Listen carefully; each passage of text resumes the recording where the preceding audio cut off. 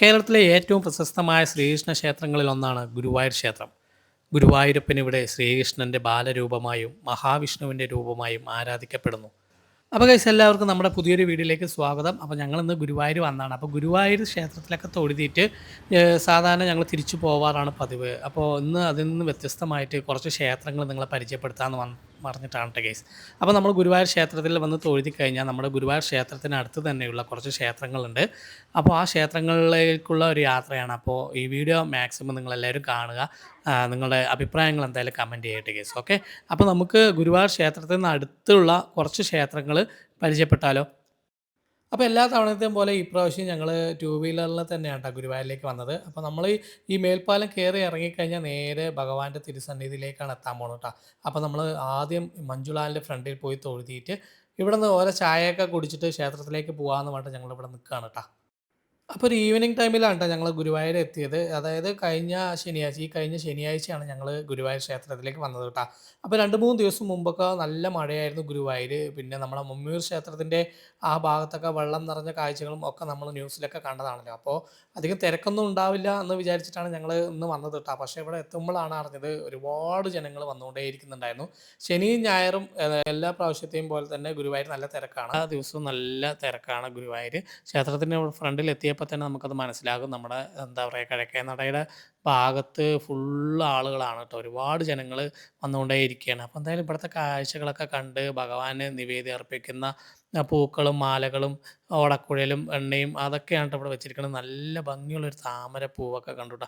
അപ്പോൾ അതൊക്കെ കണ്ടിട്ട് അതിൻ്റെ വീഡിയോസൊക്കെ എടുത്ത് ഇവിടെ കുറേ നേരം നിന്ന് ഇവിടെ എത്തിക്കഴിഞ്ഞാൽ എന്തായാലും നമ്മൾ ഈ കാര്യങ്ങളൊക്കെ ഈ കടകളിലെ ഭംഗികളും കാര്യങ്ങളൊക്കെ നോക്കുമല്ലോ. അതൊക്കെ നോക്കി കുറേ നേരം നിന്ന് അങ്ങനെ ഞങ്ങൾ കുറച്ചുകൂടി ഫ്രണ്ടിലേക്ക് വരുമ്പോൾ ഇവിടെ ഒരു ഗോശാലയുണ്ട് ട്ടോ ഗയ്സ്. അപ്പോൾ കുറേ നാളുകളായിട്ട് ഇവിടെ നിറയെ പശുക്കളെയൊക്കെ കാണാറുണ്ട് ട്ടോ. കണ്ടില്ലേ. അപ്പോൾ നമ്മൾ ഗോശാലയിലേക്ക് പ്രവേശിക്കുക എന്നുള്ള ടൈമും കാര്യങ്ങളൊക്കെ അവിടെ എഴുതി വെച്ചിട്ടുണ്ട്. അപ്പോൾ എന്തായാലും നമ്മളിന്ന് അങ്ങോട്ട് പോകുന്നില്ല. നേരെ പോയി ഭഗവാനെ തൊഴുതണം എന്നൊരൊറ്റ ചിന്തയും കൊണ്ട് ഞങ്ങൾ വന്നിരിക്കുകയാണ്. അപ്പോൾ എന്തായാലും നല്ല തിരക്കുണ്ടായിരുന്നു ട്ടോ. അപ്പോൾ കുറേ നാളുകൾക്ക് ശേഷമാട്ടോ ഗൈസ് ഞങ്ങൾ ഗുരുവായൂർ വീണ്ടും വരുന്നത്. ഭയങ്കര സന്തോഷം തോന്നി ഇവിടെ എത്തിയപ്പോൾ. ഈവനിങ് ആയതുകൊണ്ട് തന്നെ ദീപങ്ങളൊക്കെ തെളിയിച്ച് ലൈറ്റൊക്കെ ഓണാക്കിയപ്പോൾ തന്നെ ഗുരുവായൂരിൻ്റെ ആ ഭംഗി കണ്ടില്ലേ ഗയ്സ് ഒന്നുകൂടി നമുക്ക് മനസ്സിലാക്കാൻ പറ്റും. ഈ മോർണിംഗ് ഒക്കെ വരുമ്പോഴാണല്ലോ അതിൻ്റെ ഒരു ഭംഗിയും എന്താ പറയുക നമുക്ക് മനസ്സിന് ഒരുപാട് സന്തോഷവും കിട്ടുന്നത്. അപ്പോൾ എന്തായാലും ഞങ്ങൾ ഭഗവാനെ തൊഴുതിട്ട് വെളിയിൽ ഇറങ്ങിയിരിക്കുകയാണ് കേട്ടോ. ഇത് ആ കാണുന്ന വരിയൊക്കെ കാണുന്നത് നമ്മൾ ഭക്ഷണത്തിനുള്ള ക്യൂ ആണ് ട്ടോ ഗയ്സ് ബാക്കിലൊക്കെ കാണുന്നത്. പിന്നെ എന്തായാലും ഞങ്ങൾ കുറച്ച് നേരം കൂടെ ഇരുന്നിട്ട് പോകാമെന്ന് പറഞ്ഞ് അങ്ങനെ ഇരിക്കുകയാണ്. അപ്പോൾ നമുക്ക് ഗുരുവായൂർ ക്ഷേത്രത്തിൻ്റെ മനോഹരമായിട്ടുള്ള കുറച്ച് കാഴ്ചകൾ കാണാട്ടെ ഗൈസ്.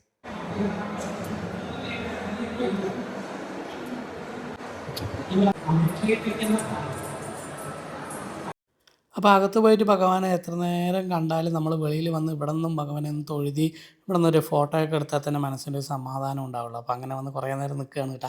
അപ്പോൾ നല്ല തിരക്കുണ്ടായിരുന്നു. വളരെ സന്തോഷം തോന്നിയിട്ട് കേസ് ഇന്നത്തെ ദർശനം ഭഗവാന്റെ നല്ല രീതിയിലുള്ളൊരു ദർശനമൊക്കെ കിട്ടി. ഇതൊക്കെ നമുക്ക് അവിടെ ക്യൂ നിന്ന് ആളുകളെ പോയിക്കൊണ്ടിരിക്കുകയാണ്. മേൽപ്പത്തൂർ ഓഡിറ്റോറിയം വഴി ഈ ഭാഗത്തൂടെ ഇങ്ങനെ ക്യൂ സംവിധാനമാണ്. ഈ ഭാഗത്തൂടെ അങ്ങനെ പോയിട്ടാണല്ലോ നമ്മൾ നടപ്പന്തലിലൂടെ അങ്ങനെ കയറി പോണത്.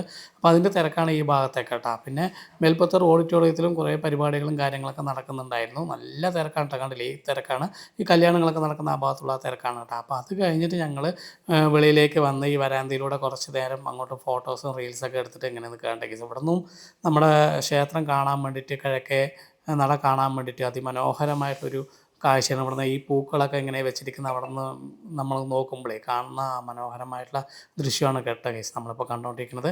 അപ്പോൾ എന്തായാലും ഭഗവാനെയൊക്കെ തൊഴുതി ഇനി നമ്മൾ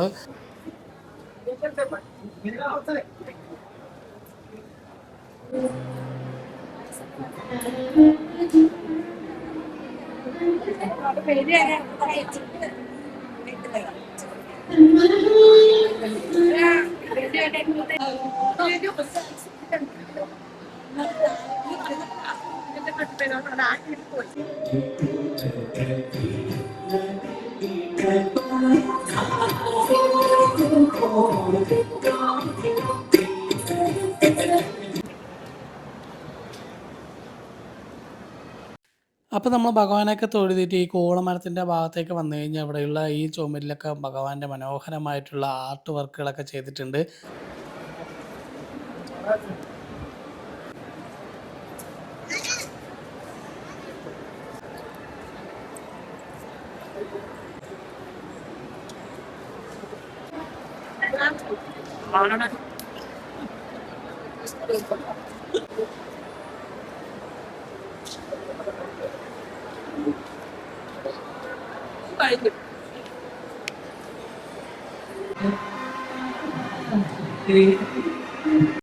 അങ്ങനെ ഞങ്ങൾ ഗുരുവായൂർ ക്ഷേത്രത്തിൽ നിന്ന് ഇറങ്ങാട്ടെ കേസ്. അപ്പോൾ നല്ല തിരക്കുണ്ടെന്ന് പറഞ്ഞില്ല. അപ്പോൾ എന്തായാലും ഇവിടുന്ന് പോയിട്ട് ഇനി ഞങ്ങൾ ക്ഷേത്രത്തിന് അടുത്തുള്ള കുറച്ച് ക്ഷേത്രങ്ങളും കൂടി പരിചയപ്പെടുത്തി തരാം. അപ്പോൾ നമ്മൾ ഗുരുവായൂർ റെയിൽവേ സ്റ്റേഷൻ്റെ തൊട്ടടുത്തുള്ള പാർത്ഥസാരഥി ക്ഷേത്രത്തിലേക്കാണ് കേസ് ആദ്യം വന്നത്.